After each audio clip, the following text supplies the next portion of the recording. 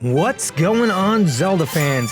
It just keeps getting closer and closer, and I just keep getting more pumped and more psyched and more flippin' excited for the release of Tears of the Kingdom, obviously. So I've been watching the latest trailer over and over, mentally preparing myself so I can handle the awesomeness coming our way, which led me to a few theories. 5 to be exact. 5 theories on what those magical spirals are that we keep seeing all over Hyrule in the latest trailer. So don't forget to hit that like button and subscribe so you don't miss out on any cool Zelda content, and let's get right into it. One thing that crossed my mind while watching the latest Tears of the Kingdom trailer 1,000 times was something the mysterious wispy spirals seem to have in common with Breath of the Wild's Hyrule, is they seem to be all over the surface in abundance, just like the shrines. And one thing that's been missing from all the footage we've seen so far are the shrines. Now, whether Tears of the Kingdom is going to have full-length dungeons, shrines above or below ground, or something new to replace that aspect of the game altogether is still a mystery. But shrines were a pretty cool part of Breath of the Wild, and it's pretty likely, in my opinion, that there will be something like them in Tears of the Kingdom. And the green spiral's scattered presence all over Hyrule really implements to me that these very well could be the new shrines of Tears of the Kingdom.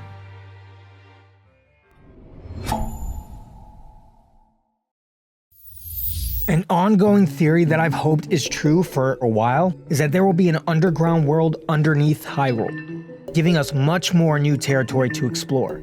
And though we've seen some quick clips of what could be the underground of Hyrule, one clip in particular really insinuates that at the very least, that there will be underground sections to adventure in. This scene looks much more expansive than any of the others we've seen in similar settings. And you can even hear the echoes of the cave walls as a bokoblin bangs away on something with a weapon or tool. And if there is an underground world, or at least underground sections to explore, it could make sense that these neon spirals lead to the underground world. One of the very first things we've seen in this game was a spiral, seemingly holding Ganondorf sealed before he awakens. And what do you know? It was underground. And being as it seems like Ganondorf rises from his former underground prison of sorts, maybe other entryways similar to that rise up all over Hyrule, and maybe they all have the green spirals acting as a doorway to the underground. If this is the case, I'm not sure what the correlation between this and the green hand would be, but I do have another theory for that, which I'll get to in just a minute.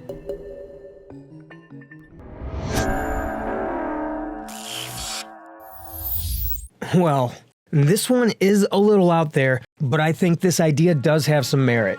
You know how I was just talking about Ganondorf being sealed by the green magical spiral hand, and how he rises up seemingly from that spot? Well, check it out. What if, throughout thousands of years after Ganondorf was sealed by the Zonai or Sheikah or both or whatever, they spent years hunting down his most loyal and powerful demons and monsters, and the ones they couldn't defeat shared the same fate as Ganondorf. Boom. Magic green swirly hand holding you down for eternity.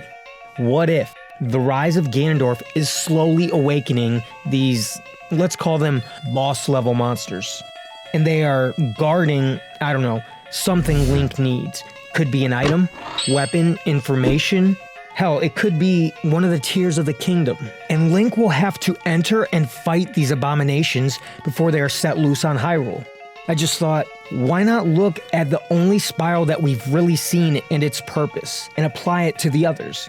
Each one might be different, like one's almost a full-length dungeon, one is a small shrine-sized puzzle, and one just directly takes you to the lair where this demon was sealed.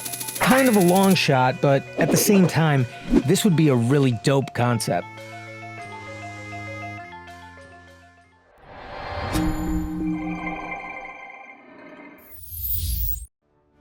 This one is a little similar to the doorway to the underground world, but opposite. Now, there does seem to be a lot of different ways Link will be reaching the sky, but the sky islands vary in size, structure, and altitude, and some may have very unique ways of reaching them.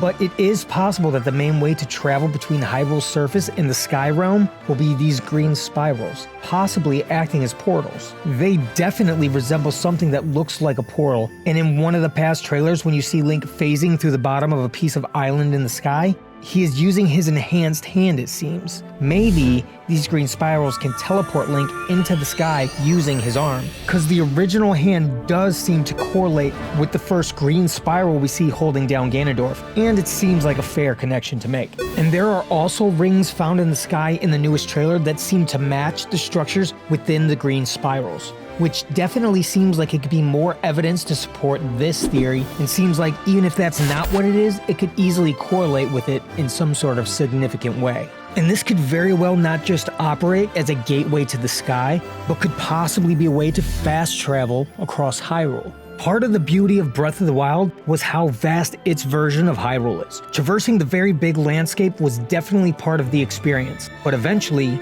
you needed to be able to get around a lot faster, where that aspect of the game could become very tedious. So, discovering Sheikah Towers and shrines allowed you to fast travel around the map, and being as Tears of the Kingdom is sharing the same Hyrule and adding the Sky Realm and a possible underworld, there will most definitely have to be an equivalent to those fast travel points, which may be the towers that have popped up in the new trailer that are either new Sheikah Towers or something completely different that could have the same purpose, even though they don't seem as abundant as they were previously, and shrines are nowhere to be seen. So, these could very well be points to access the sky and fast travel along the ever-expansive map of Tears of the Kingdom.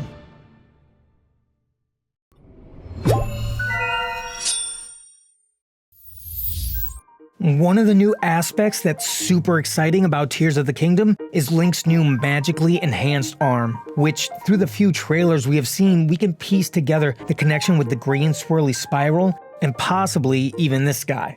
Which made me think there might be some greater connection with the other spirals scattered throughout Hyrule. In Breath of the Wild, after collecting 4 orbs, you could visit a goddess statue and upgrade your stamina or your health. And there are also various ways to upgrade your Sheikah Slate. What if the spirals are the Tears of the Kingdom equivalent to that, where you go to upgrade your health or stamina, or more likely upgrade the abilities related to your arm, being as it seems like its functionality is going to replace the Sheikah Slate in many ways, and being as it seems that the magic arm's origin seems rooted in the very first spiral we encounter, that seems to also be imprisoning Ganondorf. And there's always the possibility that these green spirals may incorporate several aspects of these theories, or none at all. But we're not going to have to wait much longer because the game is right around the corner. So what do you guys think? Do you think these green spirals might have or share any of these functions? Do you have any theories on what they might be? Let me know in the comments. Don't forget to like and subscribe so you don't miss out on any cool Zelda content, and I'll see you guys soon in the next video.